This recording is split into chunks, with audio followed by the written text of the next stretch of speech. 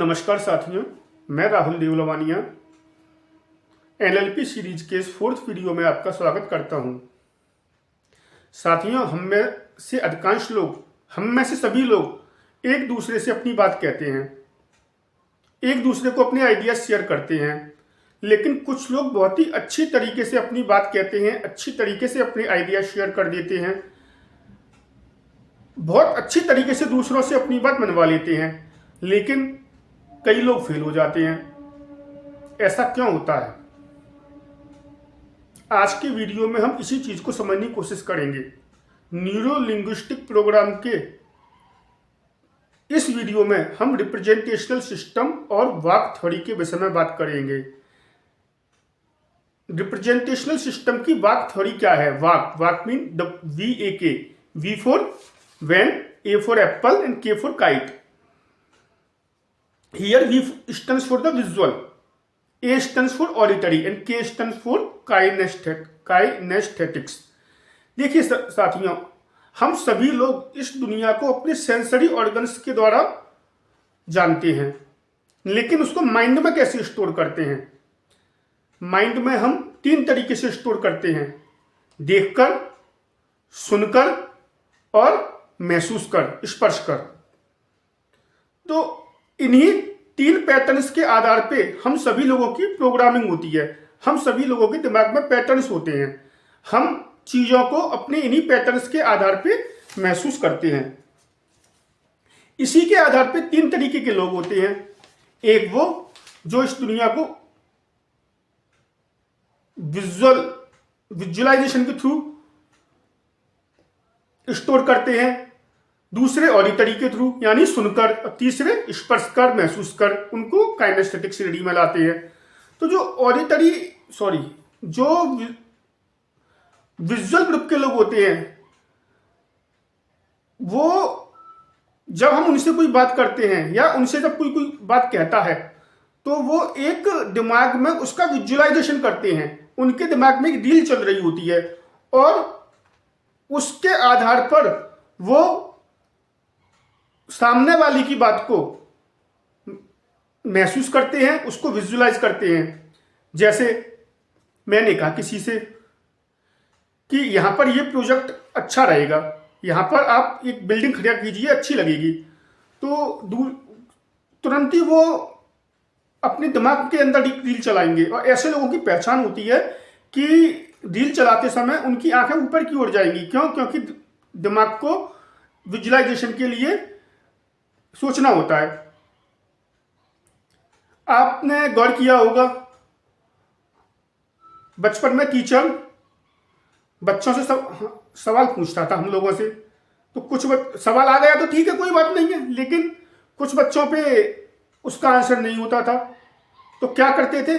कुछ बच्चे खड़े हुए हैं, कुछ नीचे गर्दन झुका के खड़े हैं, और कुछ ऊपर छत पे देख रहे हैं कि जैसे छत पे उत्तर लिखा हुआ है, तुरंत वो जवाब दे देंगे। तो इसके आधार पर हम 3 तरीके के लोगों को पहचान सकते हैं कि जो बच्चे छत पे देख रहे हैं, तो क्या है कि वो दिमाग में एक रील को चला रहे हैं, उनके दिमाग में रील चल रही है कि जिस समय उन्होंने पढ़ा था उस समय क्या था। तो वो एक विजुअलाइजेशन के जरिए आंसर खोजने की कोशिश कर रहे हैं। जो नीचे हैं या जो गर्दन टेढ़ी करके सुन रहे हैं, तो वो उस समय के शब्दों को याद करने की कोशिश कर रहे हैं। और तीसरे तरीके के व्यक्ति वो उन फीलिंग्स को, उस स्पर्श को, उस इमोशंस को याद कर रहे हैं। तो सामने वाला व्यक्ति किस तरीके का है, वो विजुअल कैटेगरी में आता है, वो ऑडिटरी कैटेगरी में आता है, या वो काइनेस्थेटिक कैटेगरी में आता है। यदि हम उसके इस पैटर्न को पहचान लें, तो हम भी उसी पैटर्न में बात करके हम उसको ज्यादा इन्फ्लुएंस कर सकते हैं। जैसा कि मैंने पिछले वीडियो में कहा था, people likes those which are like themselves.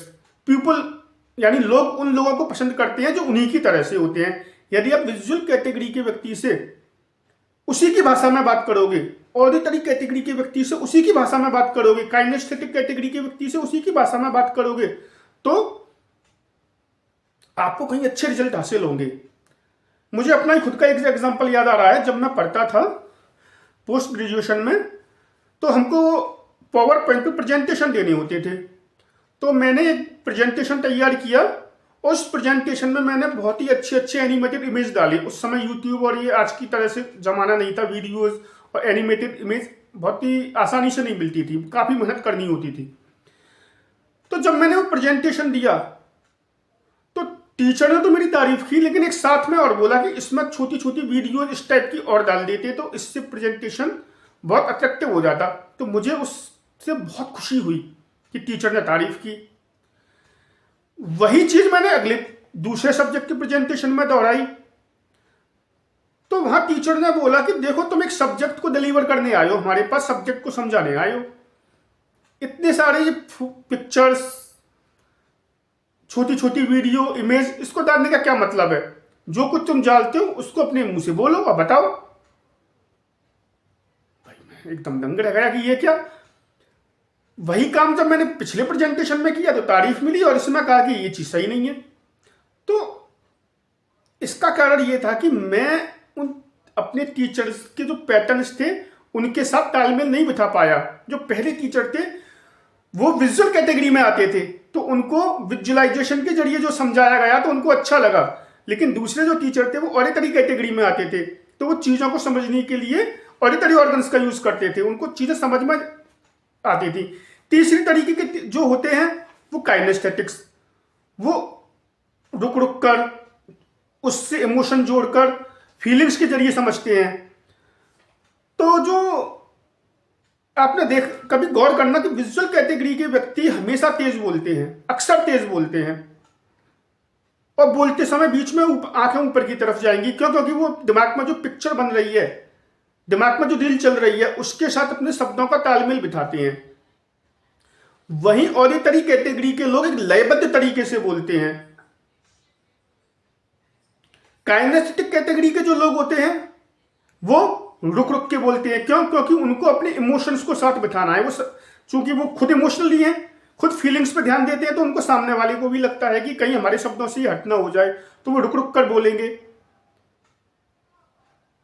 शब्दों को इस तरीके से बोलेंगे कि गैप आए। क्यों? क्योंकि सामने उनको सोचने के लिए वक्त चाहिए, उनको अपनी फीलिंग्स को और वर्ड्स को एक दूसरे के साथ तालमेल बताने के लिए वक्त चाहिए होता है।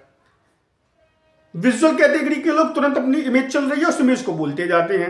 ऑडिटरी कैटेगरी के लोग शब्दों पे ध्यान देते हैं, एक लयबद्ध तरीके से बोलते हैं और सुनते समय मोस्टली या तो उस गर्दन को तिरछा करेंगे या बहुत ही गहराई से सुनेंगे। तो यदि आप सामने वाले व्यक्ति को पहचान लो कि वो किस कैटेगरी में आता है, वाक थ्योरी की किस कैटेगरी में, वो विजुअल कैटेगरी में है, ऑडिटरी कैटेगरी में है या काइनेस्थेटिक कैटेगरी में है, तो आप उसी की भाषा में बात करके उसको इन्फ्लुएंस कर सकते हो। यदि आपके ऑफिस के बॉस विजुअल कैटेगरी में आते हैं तो आप प्रेजेंटेशन देते समय उनको चार्ट्स, डायग्राम्स, वीडियोस, एनिमेशन आदि के द्वारा अच्छे से समझा सकते हो और बात करते समय कह सकते हो कि सर मैं देख पा रहा हूं कि ऐसा हुआ तो इसका रिजल्ट ये आएगा। वहीं ऑडिटरी कैटेगरी के जो बॉस हैं या जो व्यक्ति हैं उनको आप यह कहकर समझा सकते हैं कि यह सुनने में बहुत अच्छा लगता है और यह रिजल्ट भी बड़े अच्छे लाएगा। काइनेस्थेटिक कैटेगरी के जो बॉस हैं उनको आप इस तरीके से रिप्रेजेंट कर सकते हैं, समझा सकते हैं कि ये सुकून लेके आएगा, इससे अच्छा महसूस होगा। उनको आपको इमोशंस और फीलिंग से जोड़ना होगा। तो इस तरीके से हमने 3 तरीके के लोगों के विषय में जाना, विजुअल, ऑडिटरी एंड काइनेस्थेटिक्स। तो यह एनएलपी में, न्यूरो लिंग्विस्टिक प्रोग्राम में, रिप्रेजेंटेशनल सिस्टम और वाक थ्योरी एक तरीके से कम्युनिकेशन एक्सीलेंस और रेपो बिल्डिंग का ही पार्ट है। यदि आप उन सामने वाले व्यक्ति के साथ उसी के सिस्टम में बात करेंगे तो एक रेपो बिल्डिंग होगी और रेपो बिल्डिंग होने से आप उससे कहीं अच्छी तरीके से कनेक्ट हो पाओगे। तो साथियों याद रखिए, जो लोग आपकी बात नहीं सुनते, तो इसमें दोष उनका नहीं है, इसमें दोष आपका है। क्यों? क्योंकि आप उनको उस एहसास तक नहीं जुड़ पाते, आप उनके पैटर्न से नहीं जुड़ पाते। यदि व्यक्ति विजुअल कैटेगरी के पैटर्न का है तो आपको विजुअल कैटेगरी के पैटर्न पर ही जाकर अपनी बात समझानी होगी। यदि व्यक्ति ऑडिटरी कैटेगरी के पैटर्न का है तो आपको उसी कैटेगरी के पैटर्न पे जाके अपनी बात समझानी होगी। काइनेस्थेटिक व्यक्ति को उसी पैटर्न पे जाके अपनी बात समझानी होगी। तो आगे से आप जब कभी भी किसी व्यक्ति के साथ कम्युनिकेशन में इन्वॉल्व हो तो उसको पहचानने की कोशिश कीजिए कि वह किस कैटेगरी में आता है, वह किस तरीके से बातों को समझता है, विजुअल, ऑडिटरी या काइनेस्थेटिक, और उसी तरीके से उसके साथ कम्युनिकेशन में इन्वॉल्व होइए, उसी तरीके से उससे बातें कीजिए। तो देखिएगा आपका जो कम्युनिकेशन का लेवल है वह सुधरेगा, आप अपनी बात को अच्छी तरीके से मनवा पाएंगे, आप अपनी बात को अच्छी तरीके से कह पाएंगे। और आगे आने वाली जो वीडियोज हैं न्यूरो लिंग्विस्टिक प्रोग्राम की, वो सही मायने में असली न्यूरो लिंग्विस्टिक प्रोग्राम इन वीडियो से शुरू होगी, जिसमें हम बिलीव्स कि हमारे दिमाग में बिलीव्स कैसे पैदा होते हैं, कैसे बढ़ते हैं, उन बिलीव्स को कैसे तोड़ें, इन सभी चीज़ों के विषय में डिस्कस करेंगे। तब तक के लिए धन्यवाद।